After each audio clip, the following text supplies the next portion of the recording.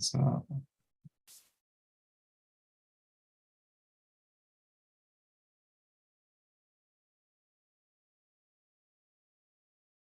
okay, you should be good to go now. Okay. Well, for those who might listen, I will say a quick and listen some pranam mantra.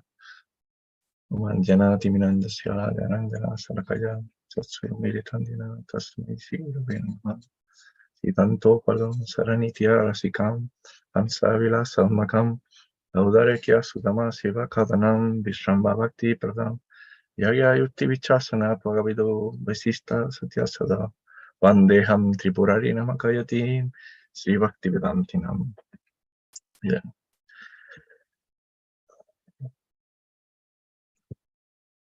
May I get the blessings, spiritual master. So at least can be useful this lecture for somebody. And like later, because I chose to speak on today's topic, I will, that is how to deal with material desires, because I feel it's something relevant to me at least. So it's something, that I research a bit, that I heard a lot about it from Guru Maharaj. So since it's a topic that interests me, so I thought, well, why not share, with everybody, and let's see. Also, since most of those who are my spiritual brothers and who listen to Guru Maharaj, might have heard these things oftenly.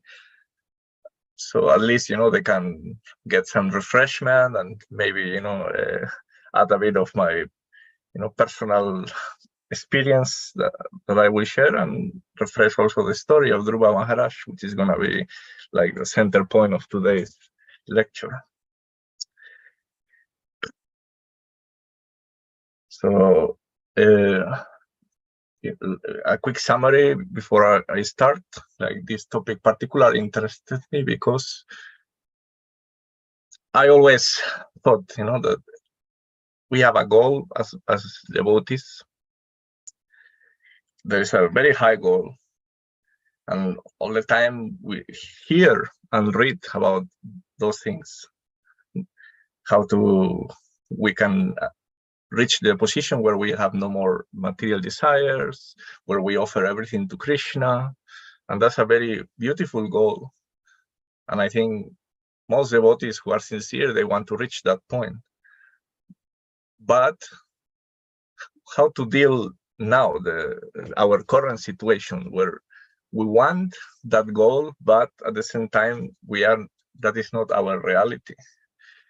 So we still, have some material preoccupations. We still have some, things that we want, and some things that we are attached, things that are not maybe related to Krishna directly.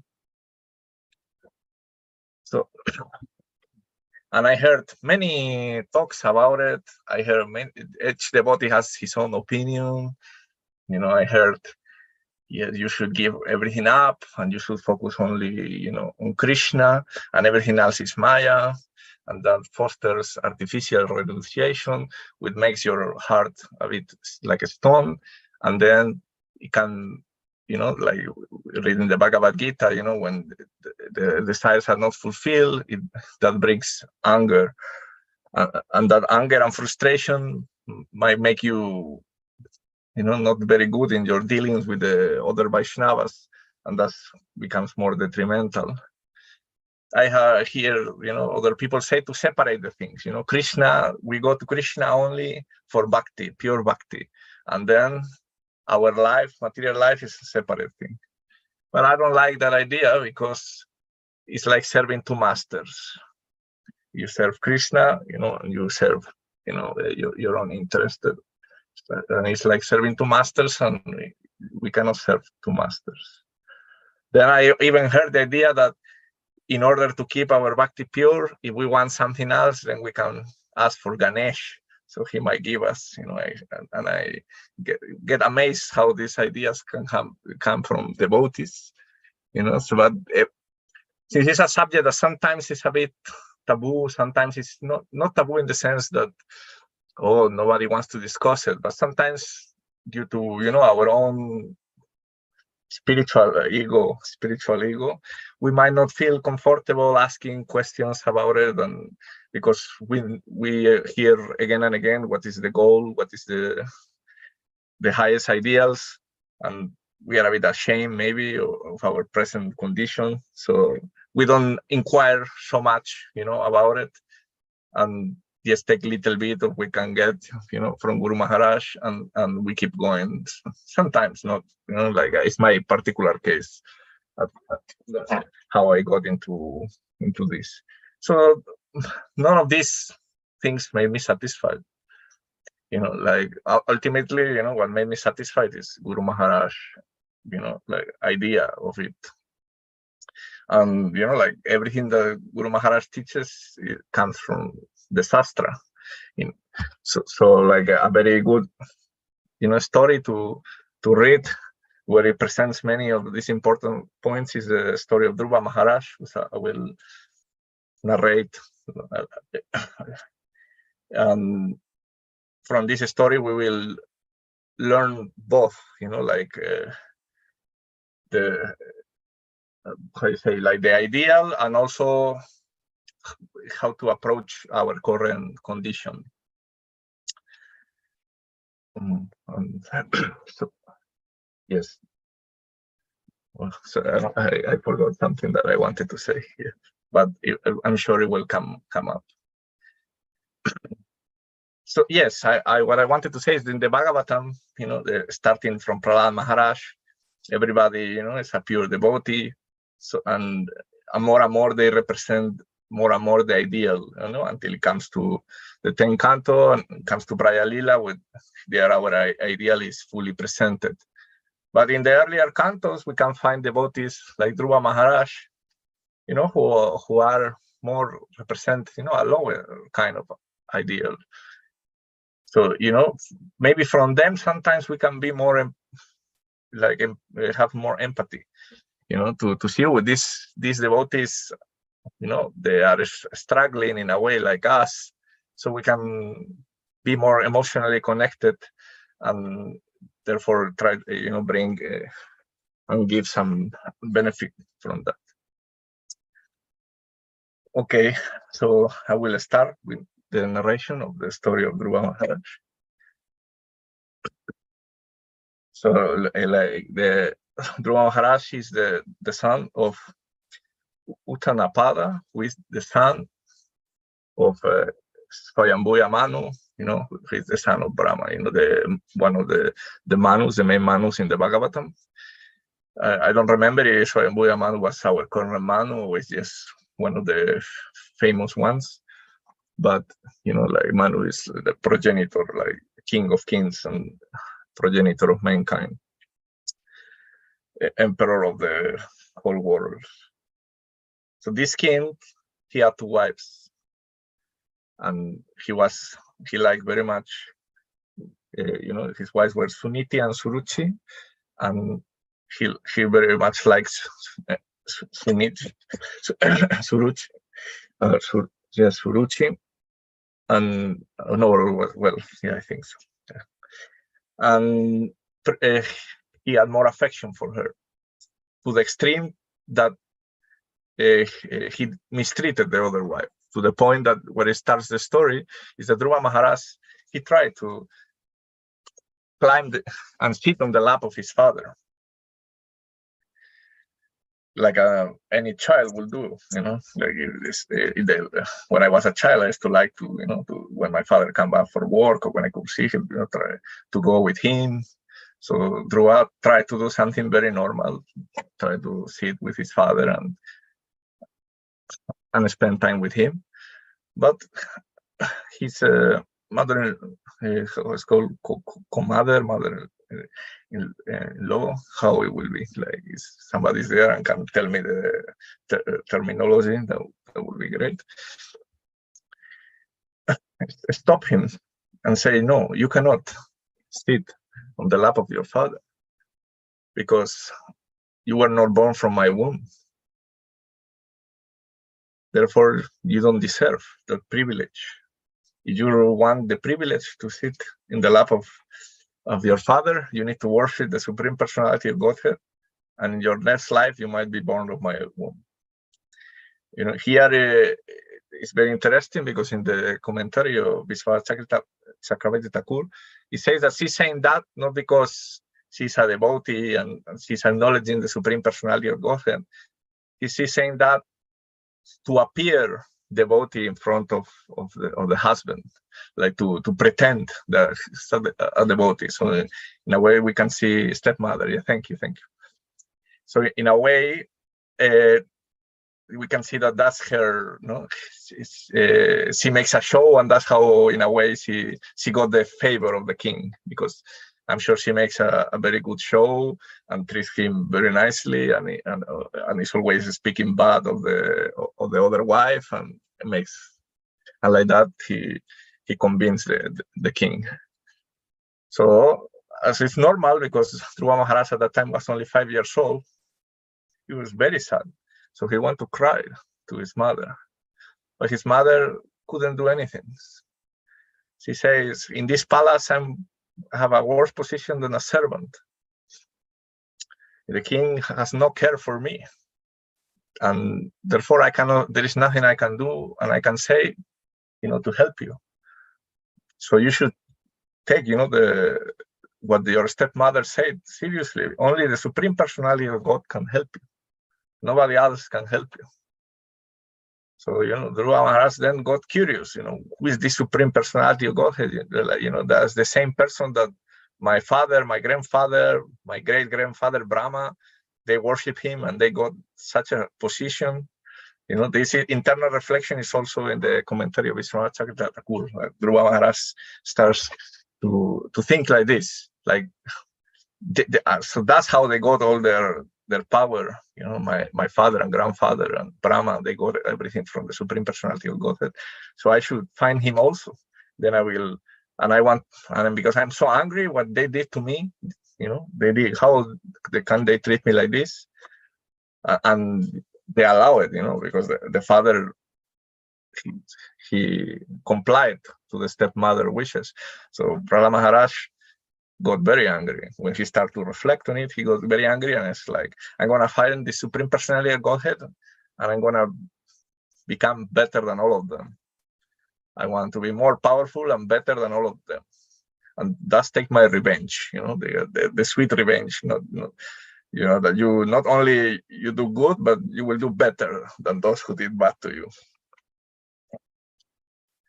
So he heard that Supreme Personality Godhead is found in the forest. That's why everybody, when in their old age, when they will go to take renunciation, they will go to the forest and meditate. So he also went, although he was 5 years old. He had the determination that I'm going to find the Supreme Personality of Godhead, and he will give me what I want. So he left the palace, and they say that, the Krishna is always there, waiting to give us the mercy. And if somebody, for whatever reason, gets interested on practicing devotional service, Krishna will send a guru to guide that person. So Narada Muni, like he does in many stories, appear. And I spoke to Dhruva Maharaj and say, you're just a kid. Why are you going so angry? You are disturbed, by such a little thing. You should be going playing, go back and play your games, and you need to tolerate, learn to tolerate. In this world, the karma is like this. Whatever happens is due to our karma, and we need to learn how to tolerate. And like this, with a fixed mind of peace, that that is suffering and distress, nothing is going to affect us. Like this, we can be at peace, and like this, it should be better for us to practice a spiritual life. It's not like now you are going to leave home when it's not your time of leaving home. When you should be a kid and just be peaceful. And here is very important part of the story, and it gives two different analyses, that can be given from this part of the story. Because Dhruva Maharaj hears this and says no.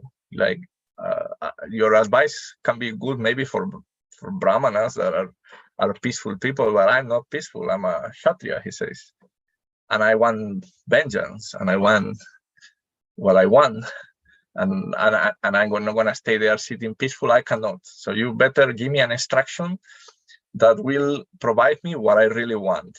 And what he wanted, he asked, I want to have a kingdom that is better than Brahma. So not only he asked a big material desire, he had a material desire that was impossible. Because Brahma is the creator of the world, so in a way he reigns, he's one of the Isvaras, like partial manifestations of God. So he reigns supreme on this material world. So how can you have a kingdom that is bigger than Brahma? It's not possible. They're not bigger, better. No, it's not possible. Superior. It's not a possible thing. But he had no. This supreme personality of Godhead can give everything. He gave everything to my father. He gave everything to my grandfather. He gave everything to Brahma. So I want also, and I want to be better than all of them. And it has two important instructions, because on one hand, what you can see that he was sincere. He approached the spiritual master with sincerity. A spiritual master is always gonna, be more inclined to give the mercy if you show yourself like Dhruva Maharaj. First, he's very determined and enthusiastic about practicing Bhakti Yoga, because Narada Muni, when he heard his desire, he said, yes, okay, then you will go and you will practice Ashtanga Yoga. Ashtanga Yoga is like, the Ashtanga Yoga that is practiced is like Bhakti Yoga, but because he's in Satya Yoga, we know that the process of Satya Yoga is meditation. So he's doing the Bhakti Yoga of Satya Yoga. And he followed very nicely the instructions of Narada Muni. So we can see, these qualities of a disciple is important. Then disciple is gonna feel, the master is gonna feel very inclined to bless the disciple. If a disciple is determined to do the devotional service, but sincere. He knows his position, he knows what are his capacities, and he will express and be very sincere. Then the spiritual master is gonna be happy if he sees that the disciple is sincere, but at the same time, he's eager and he's determined to follow as best as he can the spiritual master. That was, you could say that was the reason of Dhruva Maharaj's success. And so on one hand, we can read, some commentaries that emphasize this point, that Dhruva Maharaj's sincerity, because like a similar instruction Chaitanya Mahaprabhu give to Rupa Goswami and Sanatana Goswami and so on, but because they are in a more advanced platform where they are pure devotees, that they only want to serve Chaitanya Mahaprabhu. They have no other interest. So in the end, they will do whatever Chaitanya Mahaprabhu says, even if that will go opposite to their desires. But Dhruva Maharaj is not in that position, so he cannot follow this similar instruction of remain home and be peaceful, and the time will come. He needs now. He has the burning now, and he needs a solution now, because he has his own independent interests. And at another other time, Prabhupada also comments that Narada Muni was testing to see if Dhruva Maharaj, because he says a kid, he just has like a momentary whim that I'm gonna go and find the supreme personality of Godhead. So I'll say I'm gonna try to discourage him a little bit, telling that it's very hard and so on, to see if he really has interest on practicing Bhakti Yoga, or just he is a decision that he made and then he's gonna regret. To see if this disciple really has what it takes to, it's not like, because like it says that you have some disciples says, yes, I will do whatever you want, Gurudev, Then they the Guru tells what to do. No, this. So he wanted to test a bit. Okay, like first, to go back playing. That's gonna be good for you. Then he will hear, yes, I will go back playing. But no, he had determination. I want to find Krishna now. I want to find this, and since he had the determination, then Narada Muni saw fit to give him, a process to obtain his goal. So then Dhruva Maharaj got a process that incurs like a mantra, like Om Namo Bhagavate Vasudevaya, and incurs some sadhanas. He teach a bit, you need to focus on the mantra, you can make a deity to worship, you can think of the pastimes of the Lord. So also an idea of what things we should be doing. Chant the mantra, think about the pastimes, and do our and see the deity. And he did it with a lot of determination. The instructions of Narada Muni he followed with a lot of determination. It is said, that the first month he only ate some fruits every 3 days, or something like that. Then the second month he ate only roots, some trees every 4 days. Then the third month he only ate drink some water, and then he only breathed. And then he even stopped breathing because he was so focused on the Supreme Personality of Godhead. With a lot of determination. This is very important. He had not at any time he wavered. Not at any time he thought, oh, maybe this is not gonna get what I want. He had 100% certainty that following the orders of his spiritual master, he was going to get Krishna, or in this case, Narayan. He had 100% of this certainty. And he also had 100% certainty that Narayan was going to give him whatever he wanted, which in his case was a kingdom superior to Brahma. So then his meditation suddenly stopped, and he felt a bit disturbed because he was fixed on Paramatma, and then suddenly that stopped. And when he opened his eyes, there was Vishnu, Narayan, in front of him. So he offered obeisances, and because he was just a kid who didn't study much, he felt bad because he didn't know the appropriate prayers to give in such occasion. So it is said that Supreme Lord touched him with the conch shell, and then he became spiritualized, and then he was able to give very nice prayers. And it's very interesting because when he saw, everybody knows, when he saw the Supreme Personality of Godhead, he immediately felt regret that all this time he was doing. So this is, where in this part of the story, like first I will finish yesterday, although he felt regret because he achieved the Supreme Personality of Godhead, the darshan of the Supreme Personality of Godhead. And he wanted to say, please, what I was praying, don't give to me, but he gave it anyways. So he said to him, you will reign over, the pole star that is called Dhruva Loka now. And that is the place where Vishnu lives, where the ocean of milk is, and not even the demigods can live there. They only stay on the shore. When they need help from Vishnu, they pray from the shore. So that planet was there. It's the Vaikuntha, same way that we have Vrindavan in material world and Vrindavan in spiritual world. So it's the Vaikuntha, or the material world, is there. And it had no Vishnu lives there, but it had no king, no regent. He gave that planet, his own planet, because there is nothing in the material world superior to Brahma. So he gave his own planet to him, so that he could fulfill his wish. And not only that, he said, you will get, revenge in a way, because both your stepbrother and your stepmother, they're going to die. He felt so bad hearing those things, and you will reign, after your father for 10,000 years. And he felt horrible hearing these things. So here is the second part.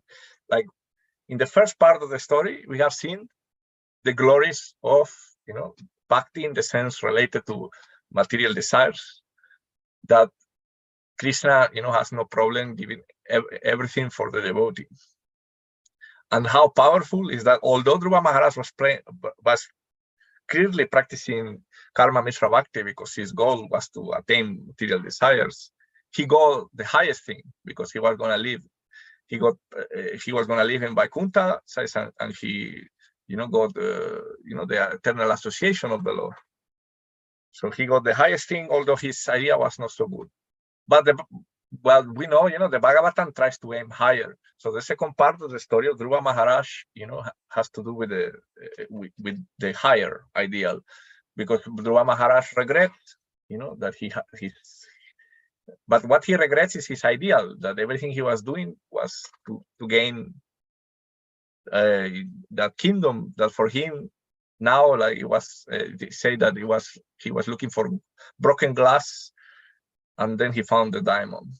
And he feels remorseful, even though he had the darshan of the Supreme Lord, he had guaranteed that he was going to go back to Godhead. He felt remorseful of his attitude. And this second part is important for us to, to understand and connect this story with the higher idea of the Bhagavatam, that is Sudha Bhakti. So it's glorifying Karma Mishra Bhakti, but at the same time, but with the attitude of Prahlad Maharaj after receiving what he wanted, he feels sad and compares one to broken grass and the other to the diamond. That is to bring further glory to Sudha Bhakti. So so again, this is important to know, to not just stop in one thing. Oh yes, Krishna is very good. He will give me whatever I want, like Dhruva Maharaj, which is possible, yes. But I want to connect also, to give a more complete picture. So I wanted to say, that the second part of the story is also relevant to that sense. I now will speak about interesting things, and I might read some commentaries even from Srila Prabhupada, which I found particularly interesting. And if there is no time, then I might give a second lecture if the subject is interesting. So here, there is the dilemma.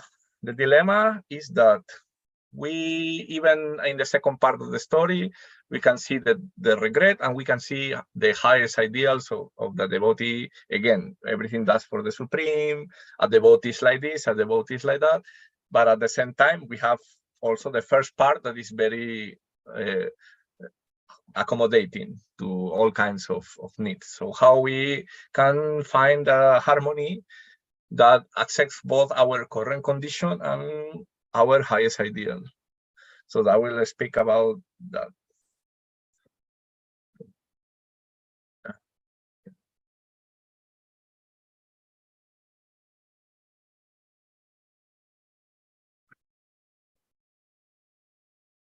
So the main difference, I will say, that of the story of of Dhruva Maharaj and what we should be getting at is that what was the goal of Dhruva Maharaj's practice? Dhruva Maharaj's practice goal in the beginning was to get his kingdom and to get his revenge. So that's the first thing we can, at least know that and have a different theory. That's why it's very important, and even Guru Maharaj puts emphasis on Prayojan, to know a bit of Prayojan, to know a bit of what is the highest goal and what is, what is our destination, in order so that at least we can have in theory know all these things. In theory, know that we want Prema Bhakti, that we want Sudha Bhakti, that we want to be Rupanuga, that we want to eventually be in Vrindavan and servant of Chaitanya Mahaprabhu and Nityananda Mahaprabhu. If we have these things in mind and we are honest, because that's the idea, we have to be honest. we really want it? If we don't really want it, then that's a good reason to pray, because Krishna gives everything, so he will give you the desire to have those things as a goal. And if we want it, because I think most, I will say, most of the devotees, when they really want, they know the things, they want, and that's why this class is there, because that's the dilemma, because we want these highest ideals, but at the same time, we are not there. So thinking about it, I might read, a commentary that says about this, but recently I heard a class of Guru Maharaj, and he, again point this out, that in many cases in the scriptures, when you hear the word devotee, it means Baba Bhakta. It means from Baba Bhakta. It doesn't mean us. Like, we are devotees because they are merciful to us, and they consider us Kanishta Bhaktas as devotees also. But that's like how, because they are merciful, they consider us as devotees. But like, sastrically speaking, when they mean devotees, they don't mean us. So that's good to know, because most of these expectations, most of these verses where it says a devotee is equally minded, a devotee has no desires, a devotee is equal to all, a devotee is always thinking of Krishna, a devotee, they are not the expectations for us. It's just, they are just the facts of someone who has achieved Baba Bhakta, and that's how they are. That's their nature. And that's how we want to become. But meanwhile, we are not there. We need to, make some accommodations.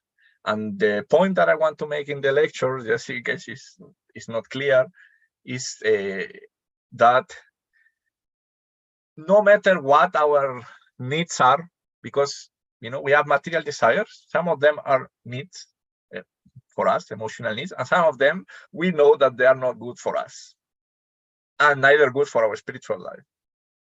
So doesn't matter what our needs are, either they're good or bad. We should always approach Krishna and have Krishna involved in our life. For the needs that are, that are gonna be good for us, because it's gonna give them the balance and the encouragement to continue practicing and have a more fulfilling life. We can be positive about them, and if we need, we can even pray to get those things, or at least have Krishna involved on those things. And for the things that are not wanted but we still want, we still will involve Krishna to pray to don't have those desires anymore. But no matter what, the point is you need to involve Krishna in your life. Never, no separation of spiritual and material life. No Ganesh. No praying for Ganesh. No false artificial renunciation, but rather only Krishna, a solution for everything, all our problems. Because material desires are a problem. Can be because we don't have what the needs, and some things the problem is because we are having those desires are a problem. And both of those problems, the only person who we should go going, to ask for them is Krishna and no one else. And without fear, because as we can see, sincerity is a very beautiful thing, and Krishna always appreciates sincerity, especially if you have the desire to achieve the highest goal. Those things combined, will make for very rapid progress. And even if you are like Prahlad Maharaj, who even has no desires, I mean, no pure spiritual desires, but only material desires. Even if you are the most like a person who only wants material things, still you should worship Krishna, because then you will get the higher thing. You might feel a bit the regret, because I was praying for the bad things, but at least you pray to the right person. And in order for not, for not to be Vaikuntha, not even Narayan, but Krishna himself. And as Guru Maharaj says, a specific form of Krishna who is very always ready to give and provide is Govardhan. It will be very nice for you if you develop a faith so intense that you know for sure that if you go to ask for Govardhan, he will give either the positive things or get rid of the negative things. If you know for sure, you know that Govardhan will give to me, Krishna will give to me, they're gonna be very good for, you know, the spiritual life. Because in sadhana bhakti, the most important focus for us is to develop saranagati. And the two principal, Hangas Saranagati is, you know, Krishna as our protector and Krishna as our only maintainer and only protector. I, read, like a lot of poems of being about like a chakora bird. There is a kind of bird that only drinks the water that comes from the clouds and nothing else. If we can be like that, then it's gonna be great for us. Like, yes, we want everything, but only Krishna gives to us. Only whatever Krishna gives to us, we will take. We will come only to him. Because what other alternatives do we have? We can repress our needs.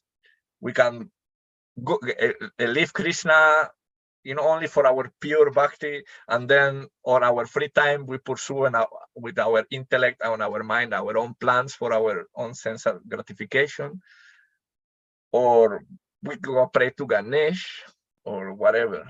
Say what other solution do we have? Because even if you come to me and you will tell me, like many devotees, when they hear my thoughts, they will tell me, no, you should not have material desires, you should abandon them. I say, yes, but only Krishna can help me to abandon them. So even if I'm thinking, oh, this is going to be very good for my spiritual life, maybe I'm wrong, then Krishna will prove me wrong and he will tell me, this is not good for you. So, but Krishna will take care of it.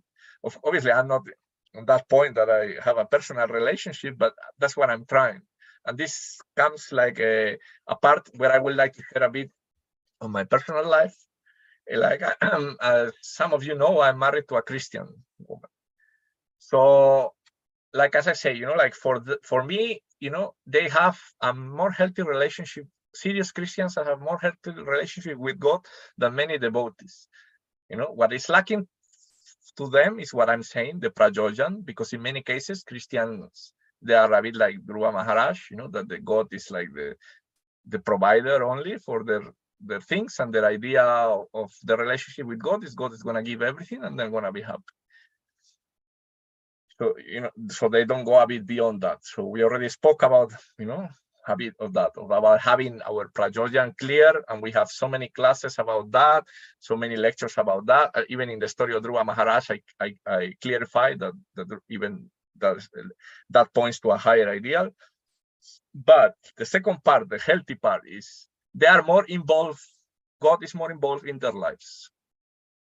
Like, obviously, when I speak about Christians and devotees, I'm speaking about, beginners. Like, we already know that, like devotees, real devotees of the Bhagavatam, devotees, like the Bhava Bhaktas, they are always constantly thinking of Krishna. They're always engaged. So I'm speaking about sadhakas. So, and I'm speaking about sadhakas and not about, because also Christianity, since it's like a very, how you say, social religion in many countries, many people are not really Christians, are Christian only in name. I'm talking about practitioners of each of the religions. So in my opinion, they have a more healthy relationship because they are more involved in daily with God. They think with God for everything in their work.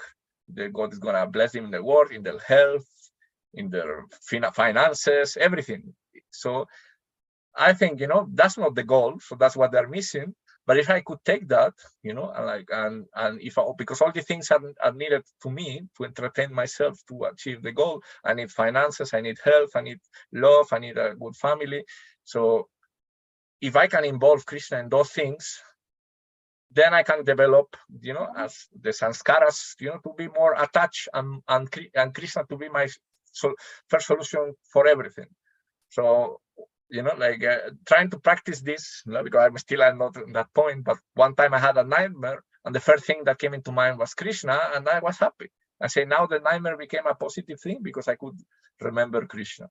So Krishna is always the person that I go when I have a problem, or when I have a problem because I have a problem, meaning like, because it's not that, sometimes it's not that I want something, but many times it's that we don't want what we want. So that's also a good reason to go to Krishna, when we don't want what we want. So then all these things become more positive because I'm going to Krishna. And the more I go to Krishna, because I listen, we listen to Guru Maharaj, we are, aspiring to pure bhakti, the more that we will get engaged in those things, in chanting our japa, in reading, in association. Many things, are there in the story of Dhruva Maharaj. Very important, because Dhruva Maharaj, was the blessing he asked for Krishna is, yes, I chanted the mantra, I'm here, I'm going to be there like 10,000 years, but I want to be always in association with the devotees. And the commentaries say, like, chanting, service, all of that is dull if it is not in the proper association of devotees.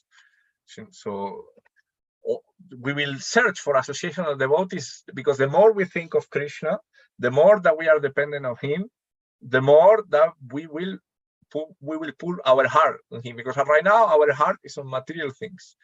So if we share those material things with Krishna, we will put our heart to Krishna, and the more we put our heart to Krishna, it will happen the same as anything else. When we put our heart to material things, maybe I like a sport, then I will look for other people who are enthusiastic of that sport, and we will talk about that sport, and we will be together, and I will search for the association. So the more we become attached for Krishna, the more that we will search that association. So I think that's a very important thing. I don't know how long these classes are and how much time I have, because I like to read a few verses, a few commentaries of Prabhupada that I found very interesting. So let's see, I don't know how, if these classes are 45 minutes or 1 hour, how long they are. Anybody knows? Okay, then I will read some verses.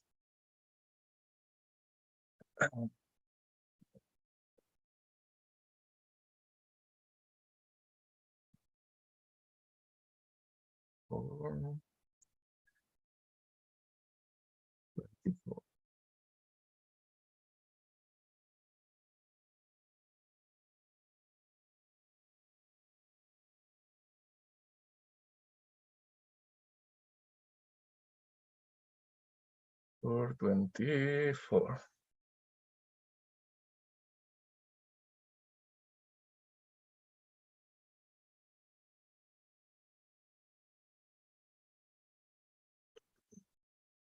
Sorry, but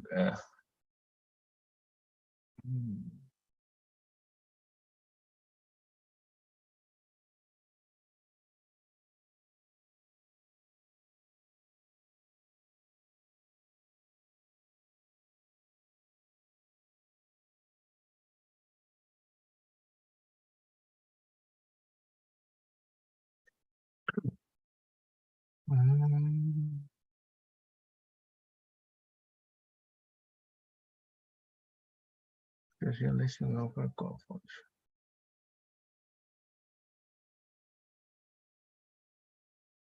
Material opulences are controlled by the Supreme Personality of Godhead through his different potencies, and especially the goddess of fortune. Therefore, those who are after material opulences seek the pleasure of mercy of the goddess of fortune. Even the highly placed demigods worship the goddess of fortune, but the goddess of fortune, Mahalakshmi herself, is always seeking the pleasure of the Supreme Personality of Godhead. Anyone, therefore, who takes the worship of the Supreme Personality automatically receives the blessings of the goddess of fortune. At this stage of his life, Dhruva Maharaj was seeking opulence, material opulences, and his mother advised rightly that even for material opulences, it is better to worship not the demigods but the Supreme Lord. Although a pure devotee does not sing benediction for the Supreme Lord for material advancement, it is stated in the Bhagavad Gita that pious persons go to the Lord even for material benedictions. A person who goes to the Supreme Personality of Godhead for material gains is gradually purified in association with the Supreme Lord. Thus, he becomes free from all material desires and is elevated to the platform of spiritual life. Unless one is raised to the spiritual platform, it is not possible for him to completely transcend all material contamination. So that's a very interesting verse. I can share it. It's a very interesting commentary. So you know that it say here, you know, the idea, you know, the pure devotee has obviously no desires, and that's the goal. But a pious person, still, even if he will approach Krishna with that, and because due to that association, he will be free from that.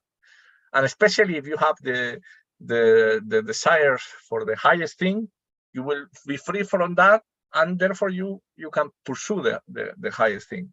But without, you know, like gradually purifying from that, you know, you are not gonna get into that point. There is more interesting ones. Okay, let's see, 35. I think 35 has something to do with the guru.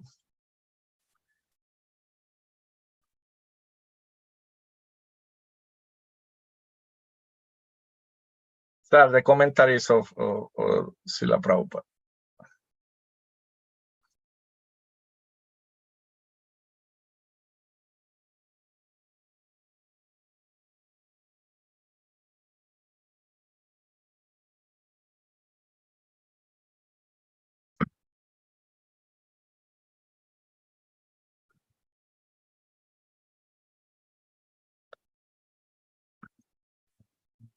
Okay, well, I can share even because my English is, you know, not the best. If anybody wants to ring along, I will share the verse. It's in the second paragraph. Purport. In the Bhagavad Gita, it is said that persons who are actually advanced in a spiritual life do not care for the dual behavior of this material world. So, you know, for advanced, that's important. You know, those who are advanced do not care. We want to be like that, but we are not. But Dhruva Maharaj frankly admitted that he was not beyond the afflictions of material distress and happiness. But he was confident that the instruction given by Nara was valuable, yet he could not accept it. The question raised here is whether or not a person afflicted by material desires is fit to worship the Supreme Personality of Godhead. The answer is that everyone is fit to worship him. Even if one has many material desires to fulfill, he should take Krishna consciousness and worship the Supreme Lord Krishna, who is so merciful that he fulfills everyone's desires.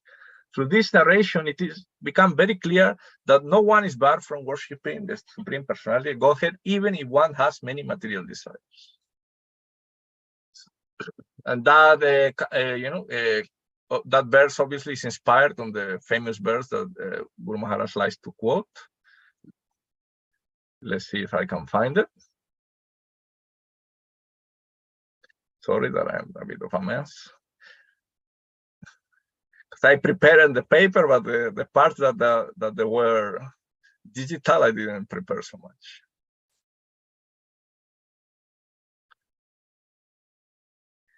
Yeah, this famous verse. Akama sarva kamoba, moksha kama udaradi, trivena bhakti yogena jayata purshamparam. A person who has broader intelligence, wherever he be full of material desires, without any material desires or desire liberation, which you can take it, you know, like as that you want to be free from your material desires, you know, so you can be focused on Krishna, because for us, liberation means that, you know, like for the devotees, that's the liberation that the devotees want. Must by all means worship the Supreme Personality, the Supreme Personality Godhead. So this verse Guru Maharaj likes to use. So this is connected to what Prabhupada say there in the verse. And there was another one.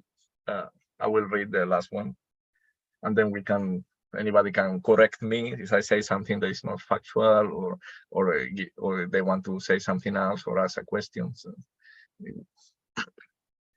there is other things that I wanted to share, but like it seems, you know, that maybe I will have to do something else. I didn't have time for everything. Okay, so this is 37.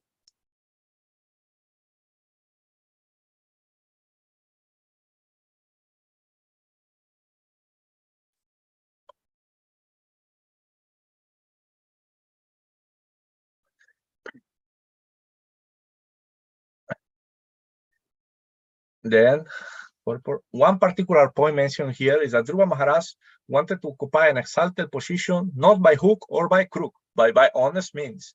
This indicates that if Krishna offering him such a position, then he would accept it.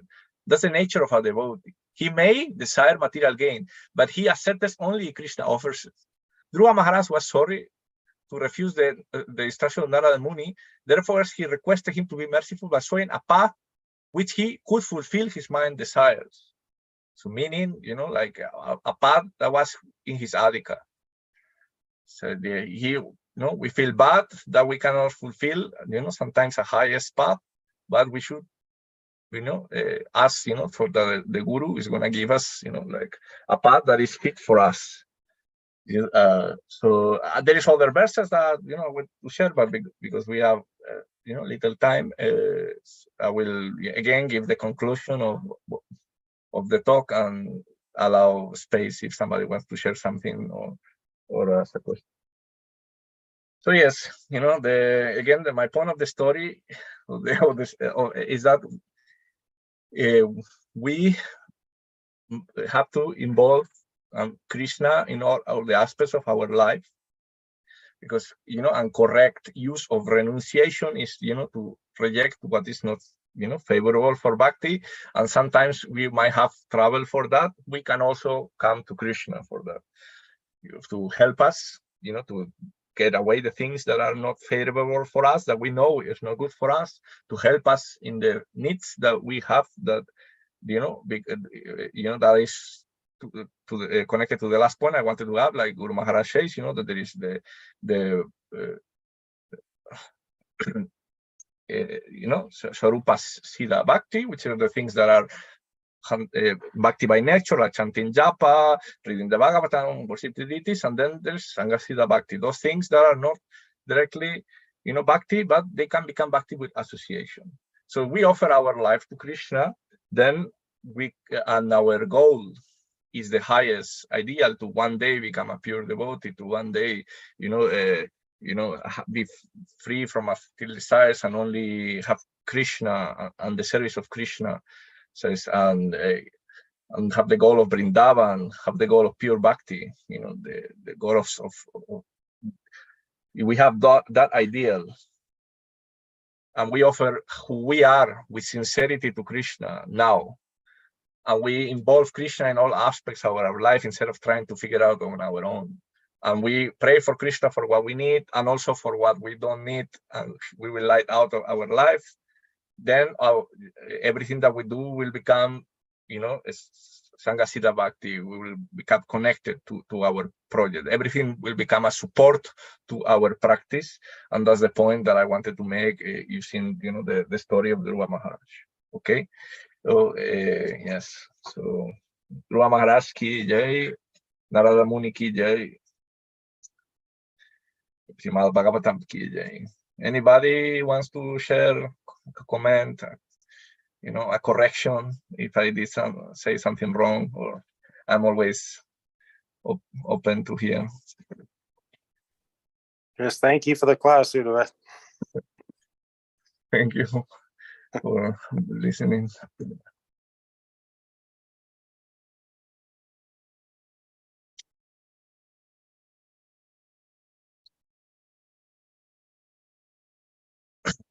Well, if nobody will say anything, maybe I will read another, another. I wanted to read another one, interesting commentary.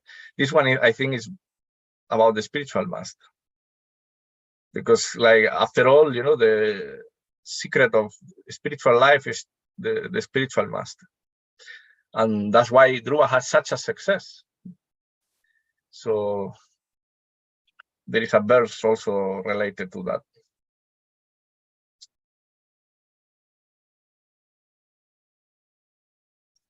next time, if I ever do another one, I will be more prepared digitally and have everything ready.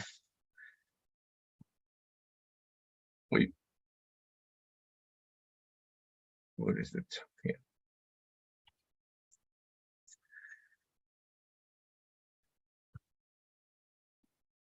Okay, the purport again.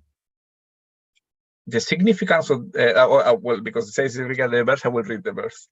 Elsewhere, Dhruva Maharaj, having arrived at Madhuban, took his bath in the river Jamuna and observed fasting in the night with great care and attention. After that, as advised by the great sage Narada, he engaged himself in worshipping the Supreme Personality of Godhead.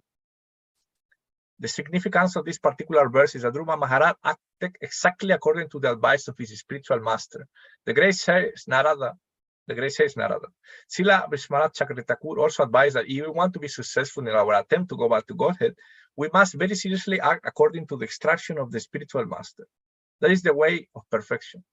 There needs to be no anxiety over attaining perfection, because if one follows the instruction given by the spiritual master, he is sure to attain perfection. Our only concern should be how to execute the order of the spiritual master. A spiritual master is expert in giving a special instruction to each of his disciples. And if disciples executes the order of the spiritual master, that is the way of his perfection.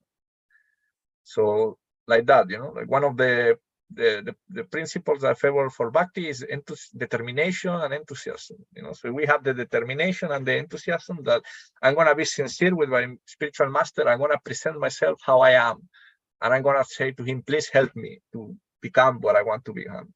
And if we are 100%, we are 100% sure that if I follow my spiritual master, I will succeed, then you will make rapid progress, says here, and it's sure that you will achieve the goal. So it's a very, to end in a positive note. All of you who take have faith and determination in your spirit and our Guru Maharaj, you are sure to reach the highest destination. It will take just some time. Okay. So well, thank you everyone. So like I was a bit shy because it's my first lecture in many years. Like since I was in another mission, it's the first lecture that I give in many years, and all of you are, like senior than me in many respects. So, sorry if I made any, grave mistakes. Maybe next time, like the next topic that I'm really getting into is japa. So maybe I will talk about it next time. Haribol. Haribol, thanks, Uddhava. And there's a comment on YouTube as well from Abai saying, very nice class. Thanks so much for the service. Well, Haribol. Haribol. Uddhava Prabhu ki jai.